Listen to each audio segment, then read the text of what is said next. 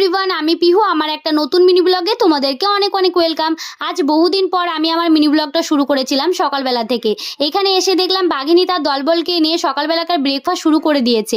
তাই আমি আর দেরি না করে ঝটপট করে রান্না করে এসে প্রথমেই চাটা বসিয়ে দিলাম। যেই আমি ডিমটা সেদ্ধ করতে বসাবো, আমার হাত থেকে ডিমটা পড়ে গিয়ে এভাবে নষ্ট হয়ে গেল। তাই আমার সেকেন্ড টাইম ধৈর্য ছিল না যে আবার একটা সেদ্ধ ডিম বসিয়ে আমি খাবো। তাই জন্য চায়ের কাপটা আর বিস্কুটের কৌটোটা নিয়ে সব থেকে বড় চিন্তা হলো আজকের কি রান্না হবে, সেটাই বসে বসে ভাবতে লাগলাম। তারপর ভাবনা চিন্তা ছেড়ে আমি উপরে ছাদে চলে এলাম। কিছুগুলো কাপড় কাচা ছিল, সেগুলোকে কেচে আমি ছাদের মধ্যে মেলতে দিয়ে চলে এলাম। যেহেতু রোদ করেছে তাই সকাল সকাল কাপড়টা কেচে দেওয়া সব থেকে ভালো হবে। তারপরে আমি নিচে এসে আমুল দুধ চুরি করলাম, তাও আবার নিজের বাড়িতে। আচ্ছা, ছোটবেলায় কে কে করেছো এই কাজটা আমাকে অবশ্যই কমেন্টে জানিয়েছো। তারপরে এখানে আমি আলু কষা করে নিচ্ছি, যেহেতু ডিম আলুর ঝোল করবো তাই আলুটাকে প্রথমে সিটি দিয়ে নিলাম।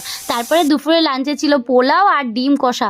তোমরা কে কে এই পোলাও আর ডিম কষা খেতে ভালোবাসো আমাকে অবশ্যই কমেন্টে জানিয়েছো। টাটা।